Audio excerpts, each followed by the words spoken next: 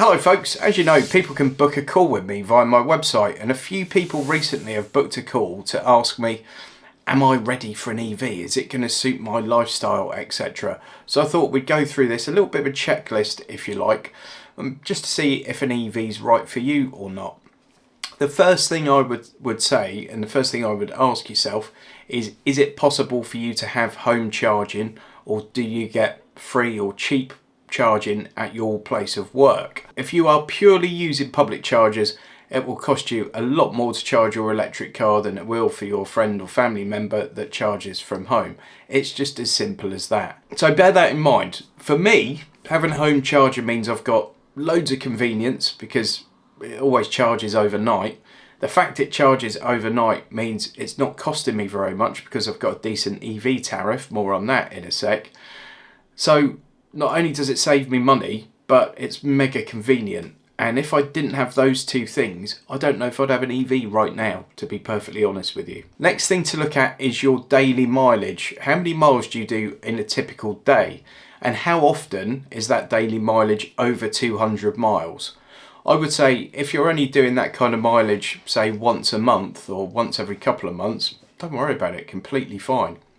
If in a typical day you're doing 20 miles, 50 miles, 100 miles, and you've got a home charger, gangbusters, go for it, no problems at all. It's going to save you a good few quid, I would imagine. And when it comes to doing those longer journeys, certainly in England, most of England now has got much better EV charging infrastructure.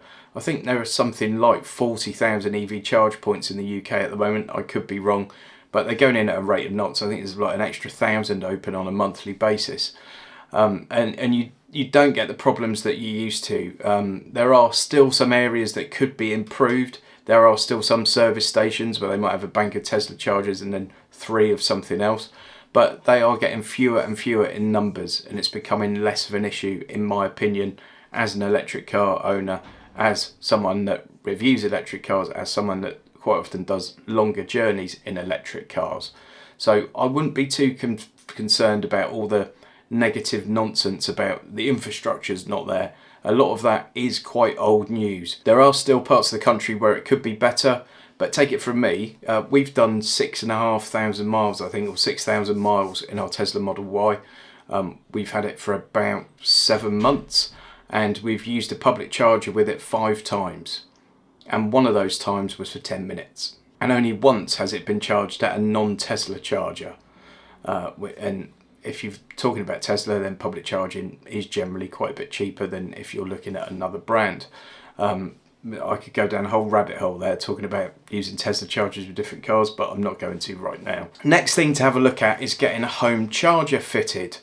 So let's say you've got a private driveway, or you can put a gully in the pavement, or you've got some other setup whereby it's going to be possible for you to charge your car from home. You need to get yourself a home charger.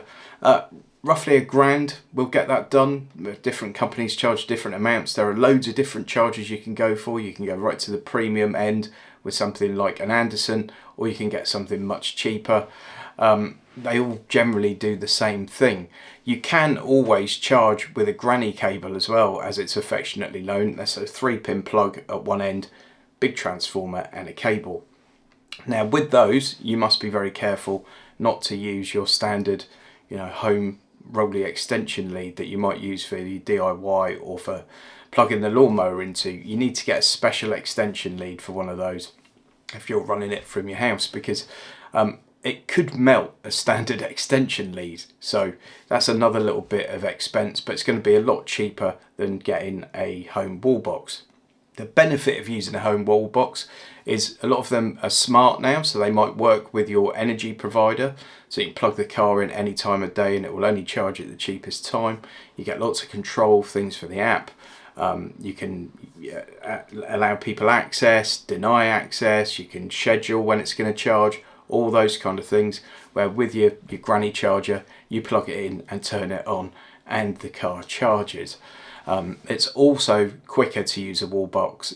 Most people have a 7 kilowatt wall box, there or thereabouts. Not fast charging by all means, but as you're charging the car overnight, it's not a problem. If you're in a more modern property, you may have a different kind of supply. That means it's possible for you to have a 22 kilowatt wall box, which will obviously charge quicker, But again, if you're charging overnight, speed's not really an issue. So there are different options there, but just have a look into the cost of that and the viability. You know, make sure that it's possible for you to get one fitted. Most people can get one fitted, sometimes with some minor changes to their sort of consumer unit and all that kind of stuff. Sometimes it's a little bit more work. My installation that I had done here was actually done by a sponsor of mine at the time. They're called Bumblebee EV and had an Easy One charger. They're no longer a sponsor, but I guess they're still in business. I think they're owned by Arnold Clark. I think if I had have paid for that, it would have cost me about 950 quid, somewhere in that region. And they had to add a couple of little bits on sort of next to my consumer unit and run a load of cabling and stuff. The installation took a few hours. It's all massively neat and tidy, really good job. And I know other friends have had similar experiences when they've had these things fitted from other suppliers. So it's worth having a Google of different providers, make sure you're happy with the actual wall box you're getting fitted and go for that. Next one is, should you go for a new car or a used car? And this is the dreaded depreciation. Everyone knows that new electric vehicles in general have depreciated massively. And the reason for that is lots of company car drivers have them, creating a bit of false demand because they get them because of the tax breaks, etc. A lot of them anyway. Some people just want an electric car. They then come back into the market and there are more cars available than there are private buyers for them right now. And that means the price has gone down massively. Also, I think a number of manufacturers were guilty of pricing their EVs at an artificially high price point. They were being hopeful at best. And what the market's doing is actually showing you the true value of the vehicles right now at this time. That's how markets work.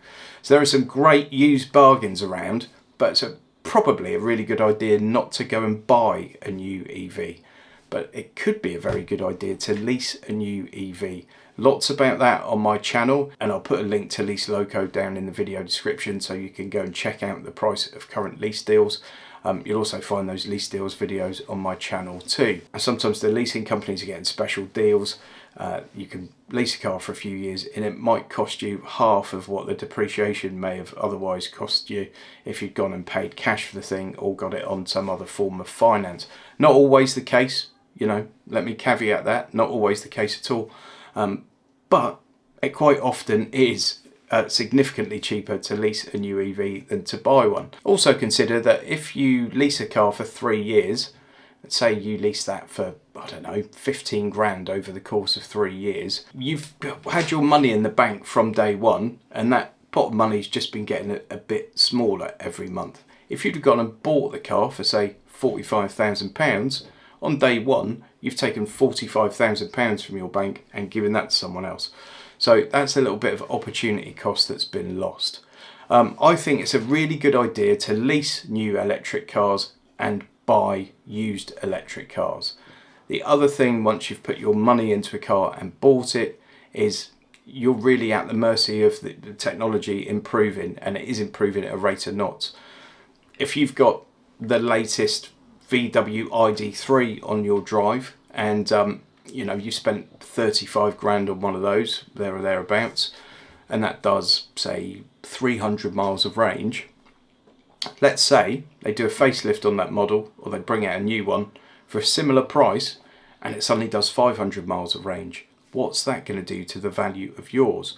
Or it used to be able to charge at 100 kilowatts, and the new one can charge at 250 kilowatts. All these kind of things, you know, the technology's moving at a massive rate of knots. It really is happening quickly. And unfortunately, if you own an asset and it suddenly becomes out of date, it's suddenly worth a lot less. Just look at your iPhone or your Samsung Galaxy as an example. Other things to consider would be your insurance costs. Now, a lot of EVs have quite a high insurance group, which could make your insurance more expensive. You have to consider that a lot of these cars are really performance cars. You know, a lot of standard EVs now are faster than supercars of 20 years ago, and that has to come into account. And also the availability of parts. Insurers are not yet certain about how they're going to be able to repair, refurbish some EV batteries, etc. So make sure you get a quote before you go ahead with anything to do with an EV. There are also the odd one or two where insurers are not yet sure about supply chains and things like that, if claims do happen, and they're just refusing to insure, or they're putting the premiums up massively. So always get a quote before you lease or buy an EV, just to make sure that it's not going to cost you the earth.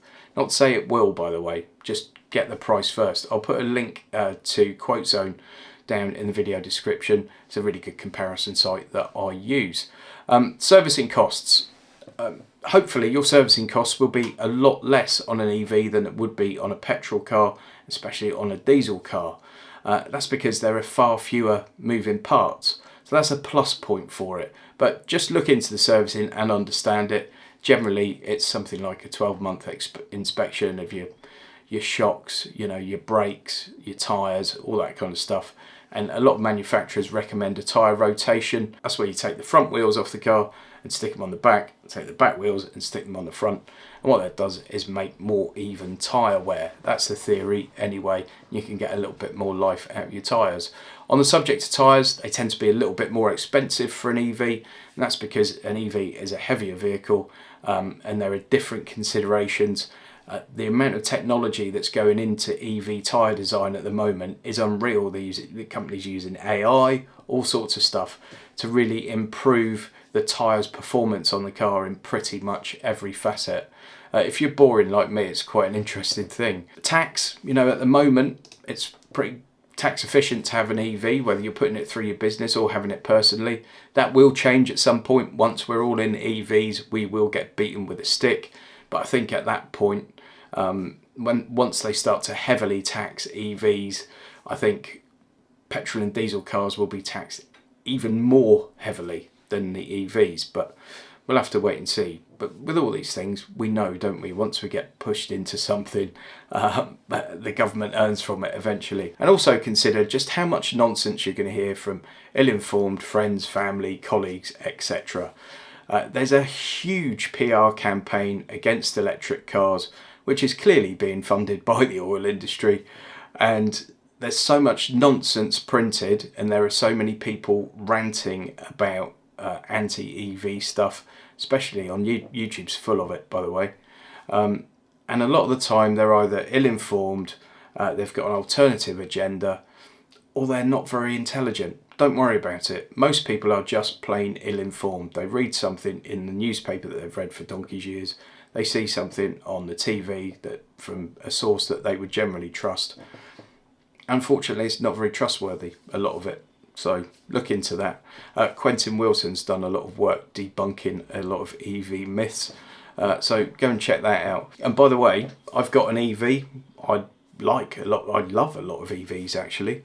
But I'm not an EV fanatic. My next car could just as easily be a petrol car. I doubt it will actually. But I don't want you to think you're getting an EV evangelist telling you all this. I like EVs, I've got an EV, I've had countless EVs in for review, I've driven countless EVs, and my experience of having them, driving them, living with them has been massively positive. But I'm not one of these people that can never hear or say anything bad about electric cars. So just keep that in mind. I'm trying to give you a really honest opinion on everything here, an honest viewpoint on everything. Finally, right, you've done all that. You're going to get yourself an electric car. Are you with an EV-friendly power supplier, utility company? So I'm personally with Octopus. There are others out there, but Octopus I think are just ahead of the game on everything related to EVs. Renewable energy, they're pretty up there on as well. And just the way they deal with the whole customer experience just seems to be a bit better than anyone else on the market. They're a bit of a challenger, they're coming in and saying, well, just because it's always been done like that, it doesn't always need to. I'm on a tariff called Octopus Intelligent, and that means I can get home in my Tesla at any time of day, plug it in, and the Octopus app takes over, and it will make sure my car's only being charged when the energy is available at the lowest rate, and that saves me a lot of money. On that tariff at the moment, it's roughly 7.5p per kilowatt hour for charging. During the day it's more like 30p. I don't know actually, I never charge it during the day, but something like that. It's your standard sort of electricity rate, so same as it would cost you to turn on the telly. At night, charging that car 7.5p per kilowatt. Public chargers can often be up to sort of 85, even 89p per kilowatt hour. So bear that in mind, you're making a huge saving. If we were to charge our Tesla from 0 to 100%, which in reality you never ever do, if we did do it from 0 to 100, it would cost £4.50. It's not bad, is it? And we're going to get, I don't know, 230, 240 miles out of that. So it really is quite decent value. And of course, I don't have to spend any time going to a petrol station. And of course, I don't have to go to a petrol station unless I want to go and buy the world's most expensive bag of Maltesers or something. I just plug it in when I get home. It's going to charge when it's cheap. Job done. So really worth going with a decent energy supplier. I'll put my referral link to Octopus in the video description as well. I'll put loads of links in there that I think you might find useful. Okay, that Octopus one, if you sign up, you get 50 quid off your bill. I get 50 quid off my bill. So there's 2 happy people at least. So that's it. I think hopefully that helps you to sort of make the decision. I'm well aware that EVs are not for everyone at the moment. People have different circumstances, people have different stories, people have different budgets, all the rest of it. I completely understand all that. But if you're watching this video, you're obviously considering getting yourself into an EV, I would think. So hopefully you found it useful, and hopefully you'll give it a thumbs up. It's really important when people do that. And I'm desperately trying to get to 50,000 subscribers this year to justify continuing to make silly, boring videos about cars for a living. So please subscribe to the channel if you haven't already done so, and please go and follow me on the socials somewhere, which are all coming up right at the end of this video. Thanks ever so much for watching. I'll see you on the next one.